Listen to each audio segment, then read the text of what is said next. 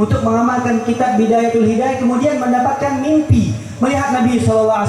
Apakah mungkin orang bermimpi melihat Nabi Muhammad SAW? Iya, karena itu telah tercatat, terabadikan di dalam kitab Sahih Bukhari. Bahkan Al-Imam Bukhari telah membuat bab khusus yang membahas tentang ru'ya, bermimpi melihat Nabi Muhammad SAW.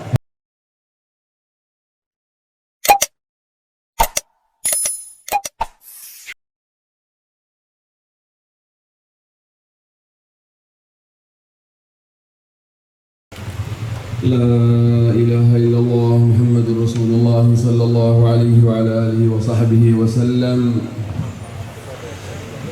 كلمة العلم، كلمة الحق، كلمة الشهادة، كلمة التعلم، كلمة التعليم، كلمة التربية، كلمة عليها نحيا وعليها نموت وعليها نبعث إن شاء الله من الآمنين.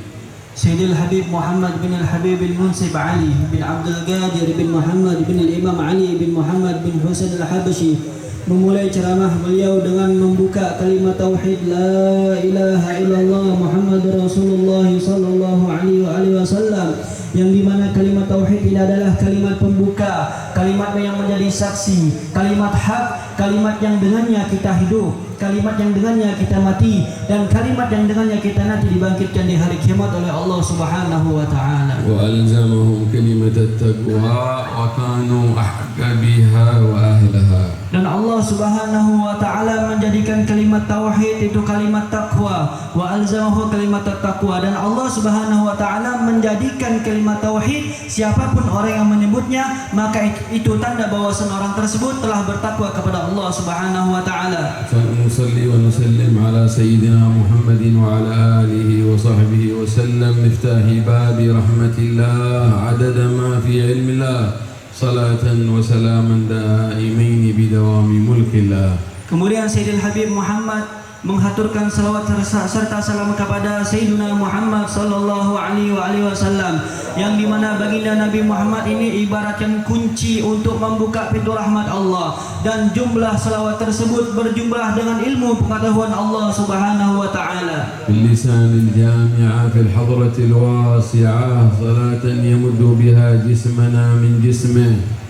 Dan selawat tersebut semoga dapat menyambungkan antara kita dengan Nabi Muhammad dari sisi jisim kita dengan jisim Nabi Muhammad. وقلبنا من قلبه وروحنا من روحه. Hati kita dengan hati Nabi Muhammad dan ruh kita dengan ruh Nabi Muhammad sallallahu alaihi wasallam. من سره.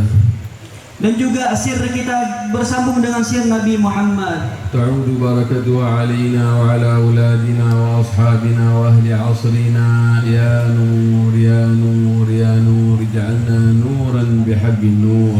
Dan semoga keberkahan salawat tersebut Allah juga berikan kepada keluarga kita, kerabat kita, teman-teman kita, juga orang-orang yang ada di zaman kita. Wahai Engkau zat yang memiliki cahaya, masukkanlah kami dalam cahaya ini. ولم يزل رجال الاصطفاء والاختصاص من الله في كل عصر وزمن يختص برحمته من يشاء. Dan Allah Subhanahu wa taala masih dari dulu sampai sekarang di setiap negerinya memberikan kekhususan daripada satu orang yang Allah berikan dia amanah untuk mengemban dakwah di tempat tersebut. فيجعلهم للأرض أمنا وأمانا هم أمان الأرض فادكري. Dan Allah Subhanahu wa taala menjadikan orang itu keamanan bagi negeri tersebut, sebagaimana dalam syair dikatakan hum amanul ardi, mereka lah sekelompok orang yang menjadi keamanan bagi negeri. Fadzakiri, maka ketahuilah hal tersebut. بهم يكشف الله الرزايا ويدفع البلايا ويسدي كل خير ونعمة. Dan sebab orang itulah Allah Subhanahu wa taala menyelamatkan orang-orang di sekitarnya dari berbagai macam bala bahaya, dan juga dengan sebab orang itu Allah memberikan kepada orang-orang sekitarnya berbagai macam kebaikan. ولولاهم بين الأنام لدخدكت جبال وأرض لارتكاب الخطيئة. Kalau bukan karena sebab adanya mereka, niscaya mungkin di negeri tersebut akan tergoncang yang namanya gunung-gunung. أولئك الأقوام هم مرادي ومطلبي من جملة العباد وحبهم قد حل في فؤادي.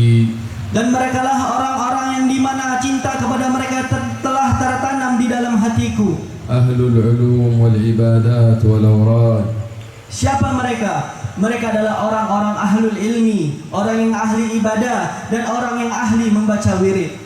الذين عرفوا محبة الله وعرفوا أبوابها وأنتم في معهد باب العلم وعرفوا الرابطة فارتبطوا برجالها وأهلها وبحضور رئيس الرابطة ومن حضر من مؤسسي ومرتبي هذا المجلس.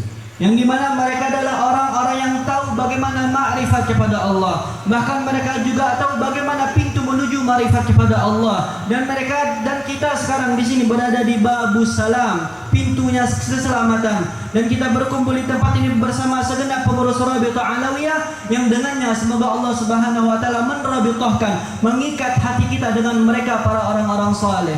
وفي مجلس الحبيب با حسين حفظه الله وأقر الله به العين الذي حوى كل زين وتسلسل فيه نسب جد الحسن والحسين. Dan kita berada di antara kita Sayyidil Habib dari bangsa Bah Husain yang semoga dengannya Allah Subhanahu wa taala menjadikan Al-Habib Bah Husain ini kebanggaan Nabi Muhammad sallallahu alaihi wa alihi wasallam. وما سمعتم من كلمة ابن المفتي حفظه الله وبارك نائبا عن والده وما حدث فيه من نفع وانتفاع مما قاله الإمام ابن حنيفة لا يستنكف عن الإفادة ولا يرد الفائدة. Yang dimana bersama-sama kita telah mendengarkan faedah-faedah yang datang daripada anaknya mufti yang mewakilkan daripada abahnya yang telah memberikan kita banyak faedah yang layak faedah tersebut kita amalkan. لا شيء كالعلم قط شدوا إليه وحطوا كن في البطور غراب وفي التملق قط يقول الإمام أحمد بن عمر بن سمير. Berkata Imam Ahmad bin Umar bin Sumait, dan kepada ilmu bersegeralah kalian untuk mengambilnya, karena sesungguhnya bersegera kepada ilmu adalah suatu yang bagus, sedangkan tamalluk, malu untuk mendapatkan ilmu ibarat seekor kucing, dalam artian malu dalam menuntut ilmu adalah perkara yang tidak baik. والعلم أسنى سائر الأعمال وهو دليل الخير والإفضال كما قال صاحب الزبد. Dan berkata Sahibul Zubat bahwasanya tujuan utama yang paling bagus di dalam dunia ini adalah mendapatkan ilmu. Karena dengan ilmu tersebut kita akan mengetahui banyak hal. ففي العلم نور للفؤاد وبهجة وميراده للعبد أحسن ميراد كما قال الإمام الحبشي. Dan berkata Imam Al-Habsyi di dalam syairnya, dan ilmu itu adalah cahaya bagi hati kita. Juga ilmu itu bahja, kebanggaan bagi kita. Dan juga ilmu adalah sebaik-baiknya pusaka bagi kita. فخذ بعلم تعش حيا به أبدا الناس موتى وأهل العلم أحياء كما قال سيدنا الإمام علي بن أبي طالب. Dan berkata Sayyidina Imam Ali bin Abi Thalib, maka dengan ilmu tersebut kalian pun semua akan beruntung. Ketahuilah bahwasanya orang-orang ahli ilmu akan selalu hidup, sedangkan orang-orang yang bodoh yang tidak memiliki ilmu sesungguhnya hakikatnya mereka itu adalah mati. وذكر لكم الأحباب عن شرف العلم وشرف رجاله ومن أنتم في رحاب بلده نموذج من رجال الميراث ميراث العلم وهو الحبيب الإمام أبو بكر بن حسين بالفقيه شخصية وكتاب كتاب بداية الهداية. Dan kalian semua telah mendengarkan tentang keagungan, tentang kemuliaan ilmu daripada ustadz-ustadz yang telah berceramah.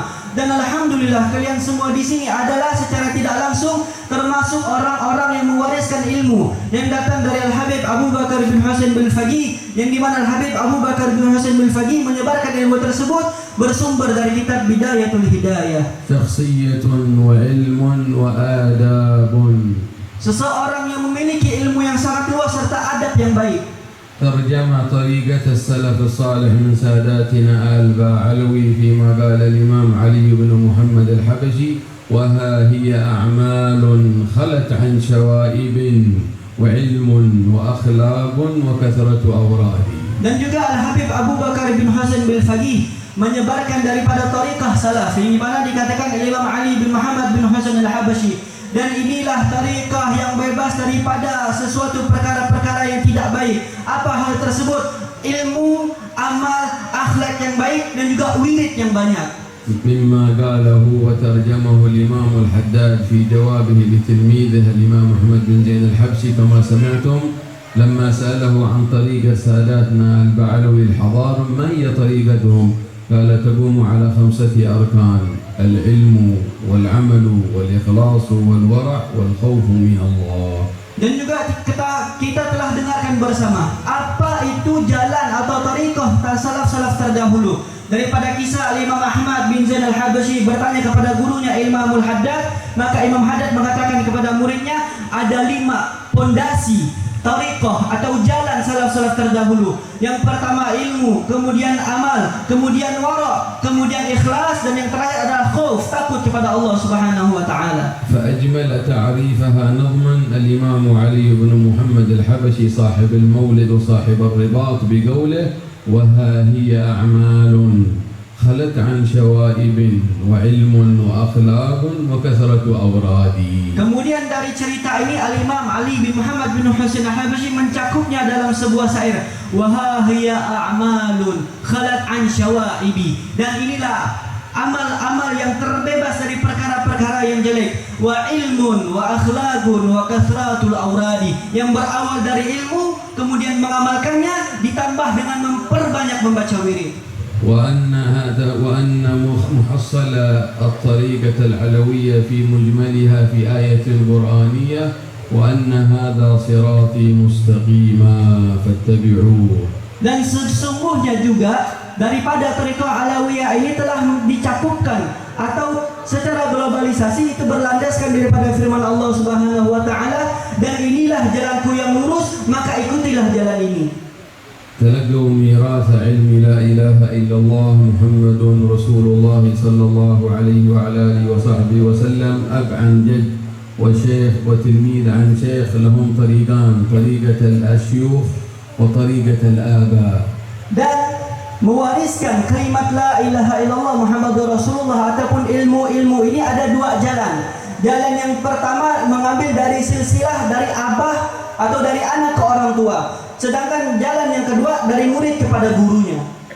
يقول فيها الإمام علي بن محمد الحبشي: أب يتلقى عن أبيه وهكذا، فيا لك من آباء كرام وأولادي وأجدادي.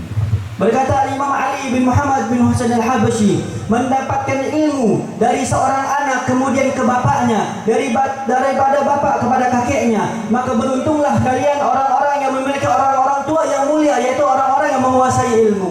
ويقول فيها الإمام الحداد: أخذنا عنهم طريق الحق وعلومهم يدا بيد إلى مقام النبوة. Dan juga berkata Imamul Haddad, aku telah mengambil ilmu ini dan aku genggam ilmu tersebut daripada kakek-kakekku sampailah kepada Nabi Muhammad sallallahu alaihi wasallam. sallallahu alaihi wasallam jadduhum Rasulullah sallallahu alaihi wasallam, kama sami'tum tafsir al-ayah allati dzakaraha ibn al-Mufti: qul la as'alukum alaihi ajran illa al-mawaddata fil qurba. Dan dialah kakeknya mereka para sada alawiyah Nabi Muhammad sallallahu alaihi wasallam yang tadi telah ditafsirkan ayat yang telah disebutkan oleh anaknya Mufti, guru kita bersama, yaitu ayat yang berbunyi la as'alukum alaihi ajra. Aku tidak meminta daripada apa yang aku sahkan dalam dakwah itu balasan, illal mawaddata fil qurba, kecuali hanya kasih, mencintai daripada kerabatku, yaitu ahlul bait sada alawiyah. بضعته فاطمة الزهراء أمهم، وجعل الله ذرية نبيكم محمد صلى الله عليه وسلم منها عبر زوجها علي بن أبي طالب. باب مدينة العلم، أنا مدينة العلم وعلي بابها.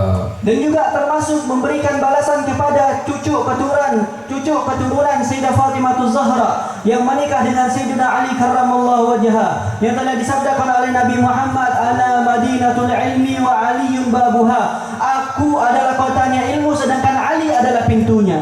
تلقوا عليهم رضوان الله عليهم السلام علم لا إله إلا الله وعلم القرآن والوحي والآداب، ثم خلفاه في ابنهما الحسن والحسين، فتلقاه الذرية المباركة من العترة الطاهرة محمد الباقر وجعفر الصادق إلى علي العريضي إلى محمد النجيب إلى عيسى إلى الإمام المهاجر أحمد بن عيسى في القرن الرابع الهجري. Dan mereka ini dari Sayyidina Ali karramallahu wajhah mengambil langsung ilmu dari Nabi Muhammad sallallahu alaihi wasallam. Kemudian diturunkan kepada anak cucunya Sayyidina Al-Hasan Al-Husain, turun lagi kepada Sayyidina Ali Zainal Abidin, turun lagi kepada Sayyidina Muhammad Al-Baqir, turun lagi kepada Sayyidina Ja'far As-Sadiq, terus sampai turun kepada Sayyidina Imam Muhajir Ahmad bin Isa. سلسلة نور القرآن وسر القرآن وبركة الكتاب والسنة متسلسلة في الآباء والأحفاد والأجداد. Dan silsilah Quran yang telah diamalkan daripada mereka-mereka salaf kita ini adalah silsilah yang penuh dengan cahaya yang mereka ambil dari bapaknya, kemudian dari bapaknya, kemudian dari bapaknya sampai kepada bapak daripada bapaknya, yaitu baginda Nabi Muhammad sallallahu alaihi wasallam. Sallallahu alaihi wasallam. Jadduhum Rasulullah yuhajir min Makkah ila al-Madinah ويبقى الإمام علي العريضي ثم تتفرع الذرية وتنتشر نشر الإسلام ويكون جدهم المهاجر وآباؤه في البصرة في العراق ثم يهاجر من العراق بعد استخارة واستشارة نبوية من جده الحبيب الأعظم صلى الله عليه وسلم درءا للفتنة وفرارا إلى الله وهجرة إلى الله من البصرة الخضراء يخترق القرى ويلحب أغوارا لها بآكام إلى أن أتى الوادي المبارك فارتضى به ومد أطنابه بخيام من البر والتقوى بذرية مزمومة بزمام هاجر من البصرة إلى حضرموت في القرن الرابع الهجري عام 345 للهجرة.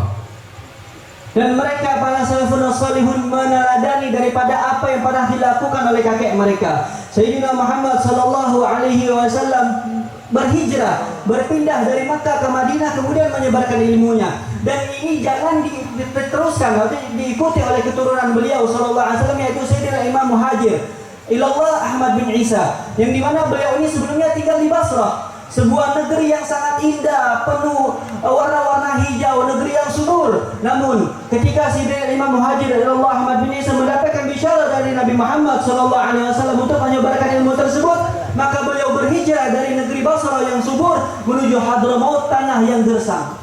هجرة وانتقال يحملون علم لا إله إلا الله. هجرة وانتقال يحملون علم القرآن. هجرة وانتقال يحملون ميراث سنة النبي صلى الله عليه وسلم. هجرة وقرآن يحملون علم الحلال والحرام تفسيرا وحديثا وفقها ولغة وآدابا إلى أن دخل وادي حضرموت في القرن الرابع عام 19 و300 أو 17 و300 أي في القرن الرابع.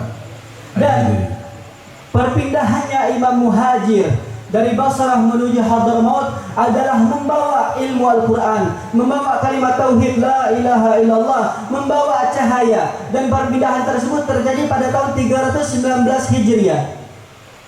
وقام بالدعوة إلى الله بالحكمة والموعظة الحسنة ونشر، وهو الذي أول من نشر المذهب الشافعي في حضرموت الإمام المهاجر أحمد بن عيسى، حيث كان فيها الفكر الإباضي وغيره، وهي من أقرب الطوائف الخوارج إلى أهل السنة الفكر الإباضي. Dan dialah Al-Imam Al-Muhajir ilallah Ahmad bin Isa mendakwahi orang-orang Hadramaut dengan bil hikmah, dengan hikmah dan juga dengan nasihat yang baik. Bahkan Al-Imam Al-Muhajir ilallah Ahmad bin Isa adalah orang yang pertama kali menyebarkan madhab Syafi'i di negeri Hadramaut, juga menyebarkan thariqah daripada salaf-salafnya di negeri Hadramaut. وتفرع من أولاد ابن عبيد الله يوصيه أن يأخذ ويتلقى عن الشيخ أبو طالب المكي في مكة ويرحل من حضرموت ابنه إلى مكة ويقرأ كتابه قوت القلوب ويعود إلى حضرموت. Dan juga beliau memiliki seorang anak, Imam Muhajir ilallah Ahmad bin Isa memiliki anak namanya Imam Ubaidillah, yang dimana Imam Ubaidillah ini diperintahkan oleh Imam Muhajir untuk pergi ke Mekah, belajar kepada Abi Talib, pengarang kitab Qutul Qulub, untuk mengambil sanad ilmu kepada Imam Abi Talib, kemudian balik lagi ke Hadramaut untuk menyebarkan ilmu yang dia dapatkan. وكتاب قوت القلوب وهو الأصل والأم ومنه تفرع كتاب إحياء علوم الدين للإمام الغزالي. Dan kitab Qutul Qulub ini adalah sumber dari berbagai macam kitab, termasuk kitab Ihya Ulumuddin yang dikarang oleh Imam Al-Ghazali. ثم ابن عبيد الله يستقر الإمام المهاجر ويختار الله لقاه بمنطقة تسمى بشعب الأحمدين بين سيئون وتريم، وابنه عبيد الله في بلد تسمى بور، فينجب ابنه علوي وجديد وبصري ينتقل منهما إلى منطقة تسمى بتاربة في سمل. Kemudian Al-Imam Al-Muhajir ilallah Ahmad bin Isa meninggal dunia di daerah disebut Syi'ab Ahmadin, yaitu suatu daerah antara Tarim dan Sewu di tengah-tengahnya, atau juga dikenal dengan daerah Husaisah. Sedangkan anak beliau Imam Ubaidillah wafat di negeri yang bernama Bor, dan beliau Imam Ahmad Ubaidillah memiliki 3 orang anak. Yang pertama Alawi, yang kedua Jadid, dan yang ketiga Basri. وهذا علوي إذا قيل آل بعلوي جميعهم ينتسبون إلى علوي بن عبيد الله بن المهاجر حاملا راية علم لا إله إلا الله، علم القرآن، الدعوة إلى الله، كلهم هذا المنهج. Dan anak Imam Ubaidillah yang bernama Alawi adalah orang yang menjadi sandaran daripada segenap sada Alawiyah.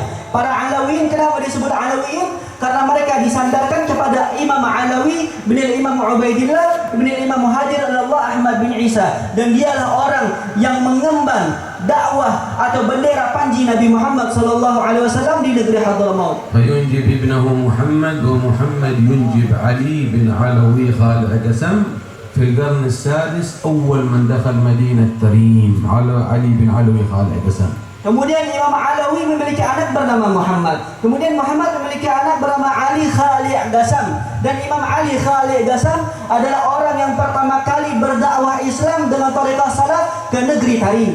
في القرن السادس كان دخول ساداتنا البعلوي إلى مدينة تريم بعد تنقلهم في هذه المراحل والهجرة. Dan pada golongan yang ke-6 berpindahnya daripada Sada Alawiyah mendakwahi menyebarkan ilmu-ilmu salafnya di negeri Hadramaut, wabil khusus di negeri Tarim. وسيدنا علي بن علوي ينجب بعده ابنه سيدنا محمد بن علي مولى مرباط، يهاجر من حضرموت إلى بلد ظفار بعمان حاملا مهاجرا بالعلم لا إله إلا الله وسر لا إله إلا الله وأدب القرآن والسنة. Kemudian Sayyidina Imam Ali Khali' Gasam memiliki anak Muhammad Sahib Mirbat, yang dimana Imam Muhammad Sahib Mirbat ini hijrah pindah ke negeri Oman, sama tugasnya yaitu menyebarkan daripada Al-Quran, menyebarkan ilmu, mendakwahi semua orang-orang ada di sana dengan ilmu hal yang beliau miliki. سيدنا محمد بن علي مولى مرباط ينجب ولدين علي وعلوي، وحفيده شيخ الطريقة والحقيقة سيدنا الأستاذ الأعظم الفقيه المقدم محمد بن علي بن محمد بن علي مولى مرباط. Kemudian Imam Muhammad Sahib Mirbat atau Maula Mirbat memiliki 2 anak. Yang pertama Alawi, yang kedua Ali. Dan beliau memiliki cucu daripada anak Ali ini, yaitu Sayyidina Imam Al-Faqih Al-Muqaddam Muhammad bin Ali Ba'alawi bin Muhammad Sahib Mirbat, yang menyebarkan tariqah Sada Alawiyah di kota Tarim, juga menyebarkan tasawuf di sana. وهنا القرن السابع بدأت مرحلة جديدة في طريقة أسلافنا الصالحين تتأصل أصولها وقواعدها وعلمها، وتكون بما يسمى بالطريقة البعلوي في عهد سيدنا الأستاذ الأعظم الفقيه المقدم أبو كريم. Kemudian di golongan yang ke-7, dengan adanya penyebaran Islam atau penyebaran ilmu tariqah Alawiyah yang dilakukan oleh Imam Al-Faqih Al-Muqaddam Muhammad bin Ali Ba'alawi, maka menjadi semakin kokoh, menjadi semakin kuat tariqah Sada Alawiyah, kemudian tersebar ke seluruh pelosok Nusantara. كان مشتغلا بعلم الفقه عند شيوخه الشيخ علي بن أحمد بارضوان والشيخ سالم بافضل والشيخ بعيسى وعدد من شيوخه، فإذا به يؤتى إليه بعلم الطريقة والشريعة والحقيقة من المغرب عبر الشيخ شعيب بن أبي مدين، يرسل له رداءه كسوة السند عن طريق تلميذه عبد الله الصالح وعبد الرحمن المقعد، ويأتي إليه وكان كعادة الحضارم يقرؤون والسيف على رجلهم، ولكن جاء سيف العلم، سيف السلوك، سيف الأدب، سيف الرحمة والأخلاق، وجاء سند الخرقة بما يعرف في الطرق الصوفية المتسلسل كما أفرد السيوطي رسالة فيها عن سيدنا علي بن أبي طالب، الحسن البصري عن سيدنا علي بن أبي طالب، عن سيدنا رسول الله، عن الملك جبرائيل، عن حضرة الملك الجليل، وتسلسل فيهم ودخل عليه وتلقى السند والخرقة والإجازة، وتحول من تعمق كبير وانحصار في الفقه والعلوم الشريعة إلى اتساع في أسرار علوم الشريعة بما يسمى بالطريقة، إلى اتساع في دقائقها وأسرارها بما يسمى بالحقيقة، فصار شريعة وطريقة وحقيقة، أي الإسلام وإيمان وإحسان. Al-Imam Al-Faqih Al-Muqaddam dulunya sebelum terkenal dengan ahli tasawuf, sebelum terkenal dengan ahli thariqah, beliau ini sangat mendalami ilmu fikih dan beliau belajar kepada gurunya, di antaranya Al-Imam Ali Baridwan, Syekh Ali Baridwan, Syekh Salim Bafadal, Syekh Ba'isa. Namun suatu ketika beliau hijrah ke suatu tempat bertemu dengan Syekh Abu Madian. Nah, dari Syekh Abu Madian inilah Al-Imam Al-Faqih Al-Muqaddam mendalami ilmu tasawuf, thariqah dan lain-lain, sehingga ketika suatu hari Syekh Abu Madian berkunjung ke Hadramaut, di saat itu Imam Faqih Muqaddam terletak di depannya pedang. Namun karena telah tertanam di dalam hatinya ilmu tasawuf, ilmu kelembutan, pedang tersebut pun dipatahkan oleh Imam Al-Faqih Al-Muqaddam, yang dimana sumber daripada ilmu tasawuf atau tariqah yang didapatkan oleh Imam Faqih Muqaddam bersumber daripada gurunya Abu Madian, kemudian diambil kepada gurunya Imam Hasan Al-Basri dan bersambung kepada Imam Ali bin Abi Thalib, bersambung kepada Sidina Rasulullah Muhammad SAW, kemudian bersambung kepada Sidina Jibril alaihissalam, dan bersambung kepada sumber segala sumber, yaitu Allah Subhanahu wa taala. Dan dari sinilah tersusun yang pertama syariat, kemudian tariqat, kemudian hakikat, yang dimana ini maknanya adalah yang pertama Islam, yang kedua iman, dan yang ketiga ihsan. وفي القرن السابع أيضا تفرع من ذرية عم سيدنا الفقيه من أولاده فريق فخيدة وبطل من البطون يسمون العظمة خان من ذرية عم الفقيه، وصلوا إلى جزر إندونيسيا في القرن السابع، ومنهم الشريف هداية من الأولياء التسعة الذين أدخلوا الإسلام إلى جزر إندونيسيا. Kemudian bercabang daripada keturunan Imam Faqih Muqaddam, tepatnya dari paman beliau, yang dimana memiliki seorang anak yang digelar dengan Azmat Khan. Dan gelar Azmat Khan ini mereka berhijrah atau berdakwah sampai ke negeri kita Indonesia. Di antara keturunannya salah satu dari Wali Songo yaitu Syarif Hidayatullah, Sunan Ampel, Surabaya. نعم، فانظروا إلى الهجرة والتلقي لحمل إرث القرآن والسنة وعلم السلوك والآداب، وانتشرت الطريقة فروعا وأصولا حتى وصل إليكم في من أركانها ورجالها الحبيب أبو بكر بن حسين بن فقيه من أسرة آل بن فقيه المتفرعة من ذرية علوي بن الفقيه المقدم، بنور الكتاب والسنة والآداب واتصال قلبي ذوقي عبر منهج كتاب بداية الهداية. تعاهد هو وأخوين معه على العلم والعمل وأن يعملا ويحفظا كتاب بداية الهداية وهم في المدينة. تعاهدنا على حفظه والعمل به الحبيب أبو بكر بن حسين بالفقيه، والحبيب عبد الرحمن بن مصطفى العيدروس، والحبيب شيخ بن محمد الجفري في المدينة رسول الله. نوينا الدعوة إلى الله والعمل وتطبيق ما في كتاب بداية الهداية. هذا منهج السلف السادة البعلوي. ثم يتعاهدون ينامون في ليلتهم كل منهم يرى رسول الله صلى الله عليه وسلم. Perhatikanlah bagaimana usaha daripada salaf-salaf kita, mereka mencari ilmu. Kemudian setelah mereka mencari ilmu, mereka berpindah dari satu tempat ke tempat lainnya untuk menyebarkan ilmu tersebut. Maka sampai datanglah kepada kita, khususnya negeri Aceh ini, Al-Habib Abu Bakar bin Hasan bin Faqih dengan menyebarkan ilmu bersumber dari kitab Bidayatul Hidayah, yang dimana beliau ini sebelumnya tinggal di Madinah bersama 3 temannya. Pertama Al-Habib Abu Bakar bin Hasan bin Faqih, kemudian Al-Habib Abdul Rahman bin Mustafa Al-Idrus, Habib Syekh bin Muhammad Al-Jufri, kemudian yang ketiga Al-Habib Syekh bin Muhammad Al-Jufri. Mereka bertiga ini saling berjanjian, kita bersama-sama dalam perjanjian itu, ayo sama-sama kita mengamalkan kitab Bidayatul Hidayah yang ada di hadapan kita sekarang. Subhanallah, semua daripada mereka mendapatkan bisyarah langsung dari Nabi Muhammad SAW di dalam mimpi mereka. فكأن الإمام الحبيب أبو بكر بن حسين بالفقيه يقول لكم التعريف بنا يا البعل والطريقة هو كتابنا ومنهجنا بداية الهداية للإمام الغزالي. Seakan-akan Al-Imam Al-Habib Abu Bakar bin Hasan bin Faqih mengatakan, hei orang-orang, ketahuilah bahwasanya jalannya kita ini sumbernya ada di kitab Bidayatul Hidayah lil Imam Al-Ghazali. من يريد أن يعرف الطريقة العلوية حقيقة يا أهل آسيا وأندونيسيا فهو في كتاب بداية الهداية. هذه رسالة الحبيب أبو بكر بن حسين بن فقيه. Beliau mengatakan, kalau kalian ingin mengetahui hakikat daripada Tariqah Sadah Alawiyah, itu ada di dalam kitab Bidayatul Hidayah. ما هي طريقتهم؟ القسم الأول منها فعل الطاعات، يفعلون الطاعات. القسم الثاني ترك المنهيات، يتركون كل منهي. القسم الثالث آداب الصحبة مع الخالق ومع المخلوق.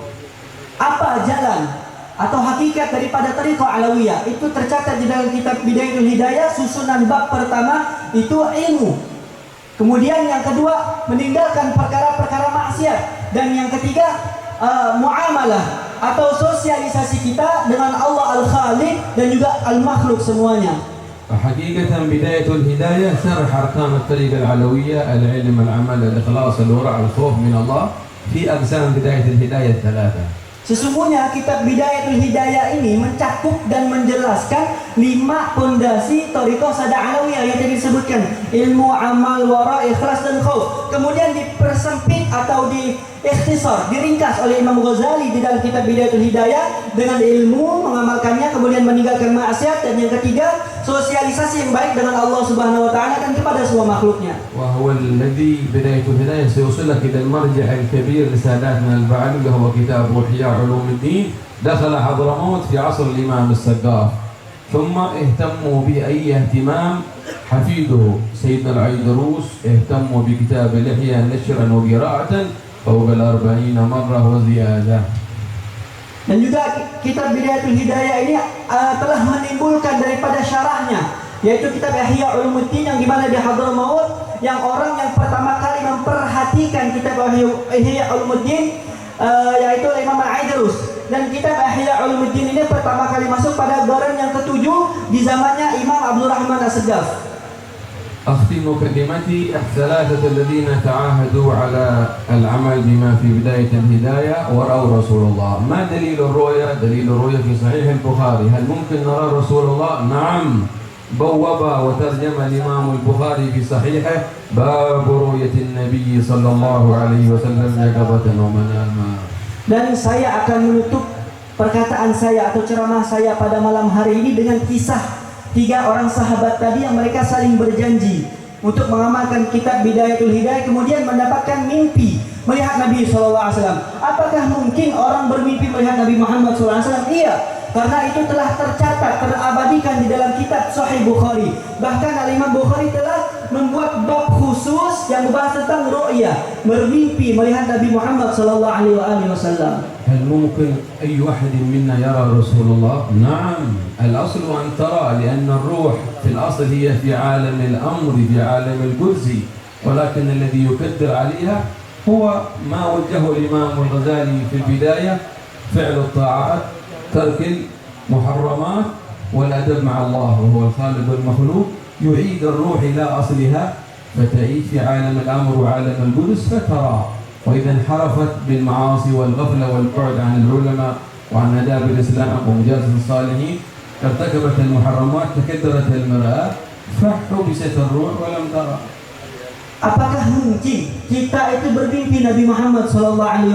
Maka dikatakan mungkin. Sebab apa? Ruh kita itu hakikatnya berada di alam al-qudus. Tapi kok kenapa kita sampai sekarang atau sulit untuk melihat Nabi Muhammad SAW? Dan itu telah dikatakan oleh Imam Ghazali dalam kitabnya, penyebab utama hijab antara kita dengan Nabi Muhammad sehingga kita sulit untuk melihat Nabi Muhammad di dalam mimpi kita adalah banyaknya maksiat. Kita jauh dari ulama. Nah, inilah yang mengkadar, yaitu mengeruhkan kita punya hati, mengeruhkan kita punya ruh, sehingga roh kita ini sulit untuk menyatu dengan ruh Nabi Muhammad, sehingga menjadikan kita sulit untuk melihat Nabi Muhammad SAW di dalam mimpi kita. فأمر الروح أمر عظيم، أمرها الفطرة هو الأصل الأول. إذا طهرت بالعلم وبالطاعات وبترك المعاصي والأدب مع الله والخالق تكشف الحجب، يكاشف، يرى الصالحين، يرى الأنوار، يرى الملائكة، كله ممكن لكل أحد ممكن، لأنه فيه القدرات هي التي حجبت عنا، المعاصي هي التي حجبت عنا، الجهل بالعلم هو الذي حجب عنا. Kemudian beliau mengatakan, ruh ini perkara yang sangat agung, perkara yang sangat sensitif. Dan ruh apabila suci, bersih daripada perkara-perkara hati seperti ujub dan lain-lain beliau sebutkan tadi, kemudian dihiasi dengan ilmu, dengan akhlak, adab kepada Allah Subhanahu wa taala, maka mungkin kita akan Allah buka hijabnya. Kita akan bisa mengkasyaf, melihat sesuatu yang tidak kasat mata. Kita akan melihat cahaya-cahaya yang tidak kasat mata. Itu mungkin saja bisa terjadi apabila ruh atau hati kita bersihkan dari perkara-perkara yang mengeruhkannya. ولأجل هذا تجدون في مجالس البعلوي، المولد، الحضرة، الذكر، الإنشاد، الحدى، كله مركز على الروح، يقربها إلى فطرتها وأصلها، ويختصر لك المسافة مباشرة، وتحصل الهمة لطلب العلم، تصفي وتزكي النفس وتغذي الروح، تعيدها إلى أصلها، تذكرها بأولها وأصلها. Dan kalau kita perhatikan setiap majelis salafun salih seperti maulid, hadrah, insyad dan lain-lain, ini sebenarnya secara tidak langsung tuzakir roh, mensucikan kita punya hati, mensucikan kita punya roh. Dan sebab kesucian tersebut sebenarnya itu adalah inti daripada perkumpulan. Yang diberi makan itu bukan jasad, namun perkumpulan maulid, hadrah dan sejenisnya juga memberi makan kita roh, memberi roh kita makan. فيشعر من يحضر مجالس السلف من ساداتنا البعلوي مولدهم أن الروح قريبة من الله، قريبة من ربها، قريبة من نبيها، قريبة من العلم، تحب العلم، تحب الطاعة، تحب الرحمة، تحب الآداب، ألف محبة ود. هذا السر في اهتمام السلف الصالح بطريقة البعلوي بالدعوة العامة في هذه المجالس، يهيئونهم للتهيئة العلمية في أربطتهم بعد ذلك دروس تفسيرا حديثا فقها وغيرها، بعد أن نهيهم في المجالس العامة من الروح والموالد والحضارات ومجالس الإنشاد ولقاء العلماء والصالحين. Karena hakikatnya roh kita ini adalah roh yang dekat dengan Allah, roh yang dekat dengan Rasulullah. Roh itu hakikatnya senang pada kebaikan, senang pada ketaatan, senang pada ibadah. Maka daripada itu salafun salih mereka mengadakan acara atau kegiatan seperti ini dengan baca maulid, baca hadrah dan lain-lainnya untuk mengembalikan hakikat roh tadi, sehingga kita tidak terhijab atau tidak roh ini menjadi keruh yang menjadikan kita ini terhijab dari Allah Subhanahu wa taala. قال صلى الله عليه وسلم فيما جاء عند البخاري الحديث مراني في المنام فقد رأى الحق فإن الشيطان لا يتمثل بي، ورد بعدة روايات. Nabi Muhammad sallallahu alaihi wasallam bersabda yang terabadi ke dalam kitab Sahih Bukhari, benar apabila ada orang telah melihatku, dia sungguh telah melihatku, karena setan itu tidak mampu di dalam mimpi menyerupai diriku. نعم. فالثلاثة الحبايب لما يناموا يرون رسول الله. الحبيب عبد الرحمن بن مصطفى العيدروس يرى رسول الله صلى الله عليه وسلم، فرح مستبشر أنه عمل بما في بداية الهداية وعزم وتعهد على حفظها والعمل ونشرها. أنت توجه إلى مصر، خذ هذه السفينة، أي سؤال يأتي إليك افتح أوراق بيضاء تجد الجواب فيها. الحبيب شيخ بن محمد الجهري، أنت توجه إلى الهند، خذ هذا الصهن، أكرم المساكين والفقراء والضيوف وتحل البركة. الحبيب أبي بكر رسول الله يرسله إلى جهة آسي، آسي محل نظر رسول الله الله هنيئا يا أهل آسي. آسي حوت كل شيء، آسي شيء لا كشيء. توجه يا حبيب ابني أبو بكر بن حسين إلى آسي، خذ عصا تضرب بها البركة تحل والنفع وتكون عونا لك، فاضرب بعصاك الحجر فانبجست منه 12 عينا، واضرب بعصاك البحر سيدنا موسى، هي عصاي توكأ عليها وهج بها على غنمي ولي فيها مآرب. يتوجه بإشارة رسول الله صلى الله عليه وسلم إليكم ويسكن هذا الحبيب. ففتحكم يا لاشي في كتاب بداية الهداية، قرروه واحفظوه ودققوه وحرروه وحققوه وانظروا الأمر وسرعة الفتح. Kemudian beliau melanjutkan cerita 3 habaib ini yang karena mereka menghafal kitab Bidayatul Hidayah, mengamalkannya dan menyebarkannya, mereka bermimpi melihat Nabi Muhammad SAW. Dimulai dari Al-Habib Abdurrahman bin Mustafa Al-Idrus. Dia di dalam mimpinya Nabi Muhammad SAW memberikan safinah seperti notes, buku kecil yang kata Rasulullah, ente bawa buku kecil ini pergi ke Mesir. Di Mesir sana setiap kali ada pertanyaan apa saja tentang ilmu, jawabannya ada di buku ini. Kemudian yang kedua, Al-Habib Syekh bin Muhammad Al-Jufri. Di dalam mimpinya, Nabi Muhammad SAW memberikan dia ini mangkok. Kemudian Nabi Muhammad mengatakan, wahai Syekh bin Muhammad Al-Jufri, kau pergi ke daerah Hindi. Di sana engkau beri makan semua orang-orang miskin dengan mangkok yang aku berikan ini. Dan yang ketiga, Al-Habib Abu Bakar bin Husain Al-Faqih di dalam mimpinya bertemu Rasulullah SAW, diberikan sebuah tongkat. Dan Rasulullah SAW memerintahkan beliau Al-Habib Abu Bakar bin Husain Al-Faqih untuk pergi atau hijrah di kota Aceh. Yang beliau katakan, Aceh hawat kulla syai', mencakup segala sesuatu. Aceh syai' kulla syai'. Aceh ini segala sesuatu yang tidak ada semisal bandingannya. Maka daripada itu beliau menghimbau, beliau mengatakan, ketahuilah wahai orang-orang Aceh, futuhnya kalian, pembukaan ilmu pada kalian itu ada pada kitab Bidayatul Hidayah. Maka hafalkanlah, amalkanlah, sebarkanlah, perdalanglah kitab Bidayatul Hidayah. Kalau kalian semua orang Aceh ingin mendapatkan futuh dari Allah Subhanahu wa taala. فلا يفوت أحدكم كلما زار الحي أبو بكر أن يجعل له وقت في بداية الهداية ويقرأ ما تيسر حتى يختمها جميعها عنده، ولا يفوت قراءتها في الأربطة والمعاهد وقراءة شروحها. Maka jadikanlah setiap kali kalian berziarah ke makam Al-Habib Abu Bakar bin Husain Al-Faqih itu membaca kitab Bidayatul Hidayah. Bahkan kalau bisa di setiap pesantren-pesantren, madrasah-madrasah yang ada di Aceh harus wajib membaca kitab Bidayatul Hidayah. Kalau bisa dibuat khataman khusus, acara khusus khataman kitab Bidayatul Hidayah. ونحن جينا إليكم من مدينة سيئون بحضرموت من رباط العلم الشريف نبلغكم سلام سيدنا وشيخنا الحبيب المنصف علي بن عبد القادر الحبشي وجميع مشيخة الرباط ومعلميه وطلابه وجميع علمائنا ومناصبنا ودعاتنا في مدن حضرموت الأخرى تريم والحوطة وقسم وعينات وحريضة ونبلغكم من بلغنا السلام إليكم وود ومحبة من لم يبلغنا السلام إليكم من سائر مدن حضرموت، وهم يحبونكم ويدعون لكم ولهم قلوب متعلقة بالحبيب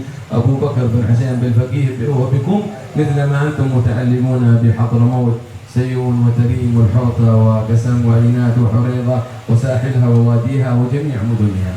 Kami datang ke sini, ke negeri Indonesia dari negeri Seyun Hadramaut, juga ingin menyampaikan salam. Yang pertama dari abah beliau sendiri, Al-Habib Al-Munsib Ali bin Abdul Qadir bin Muhammad bin Husain Al-Habib bin Ali bin Husain Al-Habashi, Al-Habib Al-Munsib Ali bin Abdul Qadir bin Muhammad bin Imam Ali bin Muhammad bin Husain Al-Habashi. Juga beliau menyampaikan salam daripada segenap ulama Hadramaut yang ada di Tarim, yang ada di Gasam, yang ada di Huraidho dan semua daerah-daerah di Hadramaut. Karena Al-Habib Muhammad ini sebelum safar di dakwah ke Indonesia, beliau silaturahmi kepada setiap ulama-ulama yang ada di Hadramaut, dan rata-rata ulama di Hadramaut mengatakan, sampaikan salam kami kepada rakyat Indonesia karena kami mencintai rakyat Indonesia. Bahkan juga ulama-ulama Hadramaut ini memiliki hubungan hati, ta'alluq hati, ikatan batin antara mereka ulama Hadramaut dengan Al-Habib Abu Bakar bin Husain Al-Faqih. أسأل الله أن يرحمنا بجمعنا رحمة عامة واسعة يجعل بها شملنا وكما جمعنا هذا الجنة معنا تحت ظل العرش يوم لا ظل إلا ظله وفي مقعد صدق عند مليك مقتدر. يا الله يا جامع، اللهم يا جامع الناس اليوم لا ريب فيه إنك لا تخلف الميعاد. اجمع بيننا وبين أحبابنا وبين جميع الأنبياء والمرسلين والصحابة والتابعين وأمهات المؤمنين وآل البيت أجمعين وبين من حضر وآباءهم أهل العلم والصلاح والأولياء تسعى الحب عبد أبو بكر بن حسين بالفقيه ومن ذكرناهم اجمع بيننا وبين القرآن وألف بيننا وبين الحرف منه والكلمة والآية والسورة ائتلافا لا يفارقنا طرفة عين يظهر سره في القلوب والأرواح والأجسام والعقول. يا مجيب الداعي ويا مغيث المستغيث ويا راحم الضعيف أجب دعواتنا وعجل بقضاء حاجاتنا يا رب العالمين. اجمع بيننا وبين نبيك محمد صلى الله عليه وسلم وحن روحانيته الشريف وأرينا طلعته وجهه الشريف في الدنيا قبل الآخرة يقظة ومناما وهو راض عنا. واجمع بيننا وبين الصلاة وحببنا إلى الصلاة وإنا على أدائها على الوجه الذي تحبه وترضاه بأركانها وخشوعها وآدابها واجعلنا من أهلها وحمالها ربي لا تذرني ربي اجعلني مقيم الصلاة ومن ذريتي وأصلحنا وأصلح أولادنا وأزواجنا والطلاب والأحباب عليهم فتوح العارفين فقههم في الدين وأطل عمر المفتي ومده بالعافية وجميع العلماء ورئيس الرابطة والحبيب حسين ومن حضر من طلبة العلم والمعاهد واجتمعوا ولا تتفرقوا وكونوا عباد الله إخوانا واجعلنا واجمع بيننا وبين ربنا مقام الرحمة لكل المسلمين مقام المحبة لكل المسلمين والناس ولكل الجمادات ولكل الحيوانات ولكل إنس وجن اجعلنا مظاهر رحمة ومودة ومحبة واحفظ بلد اندونيسيا وحكامها ورؤسائها ومسؤوليها وأيدهم والهمهم الرشد وسخر لهم البطانة الصالحة واجمع كلمتهم على الحق والتقى وسائر بلاد المسلمين يا رب العالمين وانصر من المسلمين اللهم من أراد بالمسلمين خيرا فأيده وخذ بيده إلى كل خير ومن أراد بالمسلمين شرا وسوءا فخذه أخذ عزيز مقتدر يا الله واصلح من في صلاحه صلاح الإسلام والمسلمين وأهلك من في هلاكه صلاح الإسلام والمسلمين ينفي نار الفتن ما ظهر منها وما بطن ألم خيرك وبركتك وسرك على هذا البلد خاصة اندونيسيا وعلى سائر بلاد المسلمين يا رب العالمين آمنا نقيا سخاء قائما فيه شعيرة وشعائر الدين بالرحمة والمودة والصلح والإصلاح وجميع بقاع الأرض يا رب العالمين اختم لنا بالخاتمة الحسنة بعد أمر طويل وحال جميل والموت على الشهادة أن لا إله إلا الله محمد رسول الله صلى الله عليه وسلم. فاتحة. أعوذ بالله من الشيطان الرجيم بسم الله الرحمن الرحيم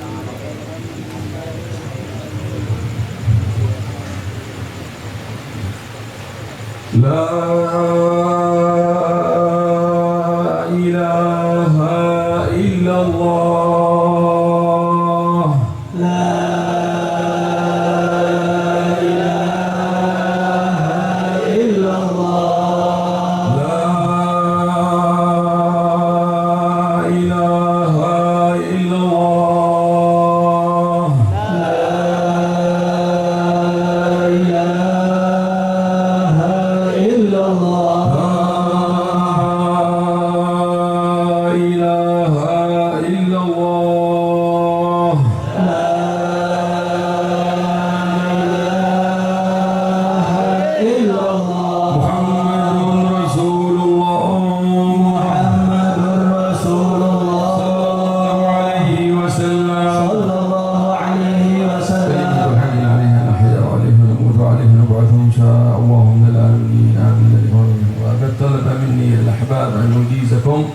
فأقول إجازة خاصة في قصة مختصر السيرة النبوية مولى السنة الدرر وفي بقية مؤلفات وكتب سيدنا الإمام علي بن محمد الحبشي كتاب الإجازات والوصايا السلوكية التربوية والوعظية والإرشادية في منثور كلامه وما استخلص من مصنفاته في مقدمة الحج والعمرة وفي الفتح الكبير والزاد العام والمسلك وغيرها من المواعظ الجميلة والمكاتبات نظما ونثرا وفي بقية كتب ساداتنا الحضارة الإمام الحداد والإمام الغزالي والإمام الشعراني وغيرها من كتب السلوك وفي العلم والمعقول والمنقول في العلم والعمل والإخلاص والخوف والورع عمن أخذنا من علمائنا في مدينة سيوم ومدن حضرموت وعن ساحله وواديه وعن من أخذنا من علماء الحرمين والمصر بالأزهر الشريف والشام وعن علماء المغرب وعلماء اندونيسيا ممن أدركتهم في رحلاتنا الماضية أجزتكم فيما أجازوني وأسمعكم حديثا المسلسل بالرحمة والمحبة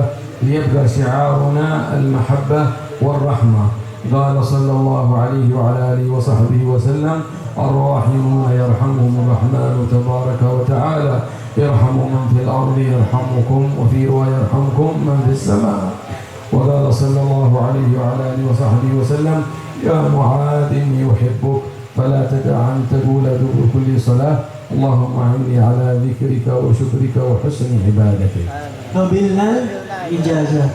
Jadi beliau tadi sebelum menutup ceramahnya memberikan ijazah kepada kita semua, mulai dari ijazah Maulid Situb Duror atau semua kalangan Imam Habsyi dari wasiat-wasiatnya, mukatabatnya, tulisan-tulisannya. Juga beliau mengijazahkan kepada kita dua hadis Nabi Muhammad SAW.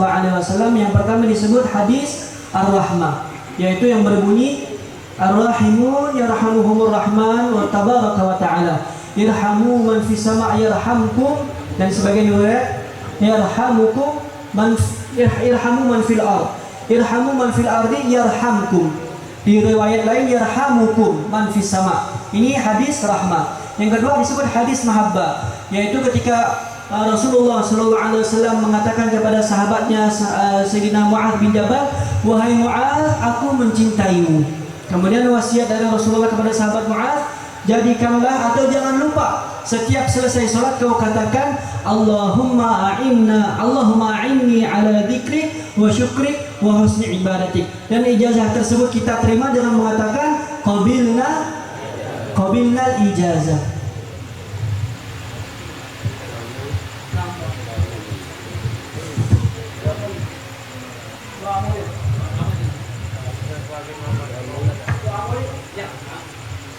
اللهم صل وسلم وبارك عليه صلى الله عليه بسم الله الرحمن الرحيم الحمد لله رب العالمين اللهم صل وسلم على سيدنا محمد في الأولين اللهم صل وسلم على سيدنا محمد في الآخرين اللهم صل وسلم على سيدنا محمد في كل وقت وحين اللهم صل وسلم على سيدنا محمد في الملأ الأعلى إلى يوم الدين اللهم صل وسلم على سيدنا محمد خاتم النبيين اللهم صل وسلم على سيدنا محمد وعلى آله وصحبه أجمعين. والآن والفكر من ذراري الأوصاف المحمدية عبودا توجهت إلى الله متوسلا بسيدي وحبيبي محمد صلى الله عليه وآله وسلم أن يجعل سعي فيه مشكورا وفعلي فيه محمودا، وأن يكتب عملي بالأعمال المقبولة وتوجهي بالتوجهات الخالصة والصلات الموصولة. اللهم يا من إليه تتوجه الآمال فتعود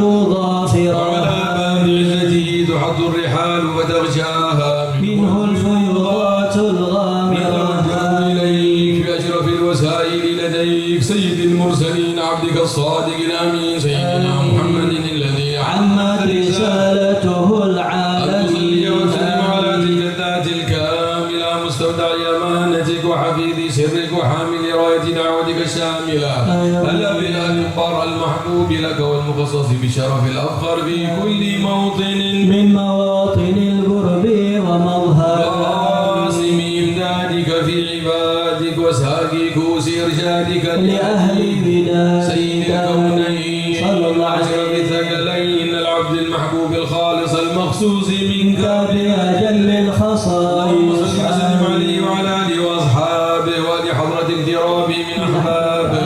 اللهم إنا نقدم إليك هذا النبي الكريم ونسلم إليك بشرف مقامه العظيم مقامنا بحركاتنا وسكناتنا بعين عنايته وتحفظنا في جميع أطوارنا وتقلباتنا بجميل رعايته وحصين وقايته وتولنا من شرف القرب إليك وإلى هذا الحبيب غاية آمالنا ما تخرجنا فيه من نياتنا وأعمالنا وتجعلنا في حضرة هذا حبيب من الحاضرين الحبيب اتباعه اتباعه من السائلين ولحقك وحقه من المؤدي ولعهدك من الحافظين.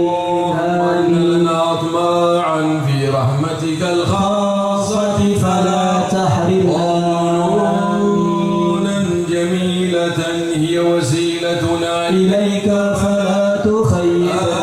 آمنا بك وبرسولك وما جاء به من الدين آمين. وتوجهنا بإليك مستشفعين أن تقابل مذنبا منا بالغفران بالإحسان بما سأل والمؤمل بما أمن أن تجعلنا ممن نصر هذا الحبيب ووزره وظاهره بركته وشريف وجهته أولادنا ووالدينا وأهل قطرنا ووالدينا وجميع المسلمين والمسلمات والمؤمنين والمؤمنات في جميع الجهات آمين. وأدم راية الدين القويم في جميع الأمطار منشورة الأقطار منشورا ومعالم الإسلام والإيمان بأهلها معمورة معنا وصورة. واكشف اللهم كربة المكروب واقضي بين المدين واغفر للمذنبين وتقبل توبة التائبين وانشر رحمتك على عبادك المؤمنين أجمعين واكفي شر المعتدين والظالمين. واقصد العدل بولاة الحق في جميع النواحي والأقطار. آمين. وأيدهم بتأييد من عندك ونصر على المعاندين من المنافقين والكفار. واجعلنا يا ربي في الحسن الحصين من جميع البلايا. واجعلنا يا ربي في الحصن الحصين من جميع البلايا. يا ربي في الحصن الحصين من جميع البلايا. الحرز المكين من الذنوب والخطايا. وأدمنا في العمل بطاعتك والصدق في خدمتك دائمين. وإذا توفيتنا فتوفنا مسلمين مؤمنين واختم لنا منك بخير أجمعين. وسلم على هذا الحبيب المحبوب للأجسام والأرواح والقلوب وعلى آله وصحبه ومن إليه منسوب. وآخر دعوة أن الحمد لله رب العالمين. سبحان ربك رب العزة عما يصفون وسلام على المرسلين والحمد لله رب العالمين. إن الله وملائكته يصلون على النبي يا أيها الذين آمنوا صلوا عليه وسلموا تسليما. اللهم صل وسلم عليه صلى الله عليه وسلم. دعواهم فيها سبحانك اللهم وتحياتهم فيها سلام. وآخر دعواهم أن الحمد لله رب العالمين. الصلاة والسلام عليك يا سيد المرسلين. الصلاة والسلام عليك يا خاتم النبيين.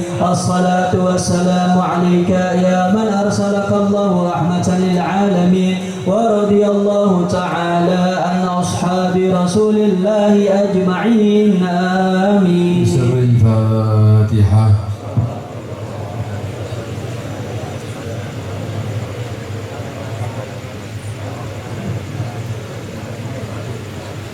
الحمد لله رب العالمين. اللهم صل وسلم على سيدنا محمد وعلى ال سيدنا محمد وسيلة العلماء اليك إجابة ما دعونا وتحقيق ما رجونا واغفر ما جنينا وعلى اله وصحبه ومن والاه. اللهم انا نبات نعمتك واجعلنا حصاد نعمتك. نسألك من خير ما سألك من عبدك ورسولك ونبيك سيدنا محمد صلى الله عليه وصحبه وسلم. ونستعيذك من شر ما استعاذك من عبدك ورسولك ونبيك وسلم يا مالك الدنيا والآخرة. صلى الله على سيدنا وهدينا ونبينا محمد النبي الأمي. الحمد لله رب العالمين.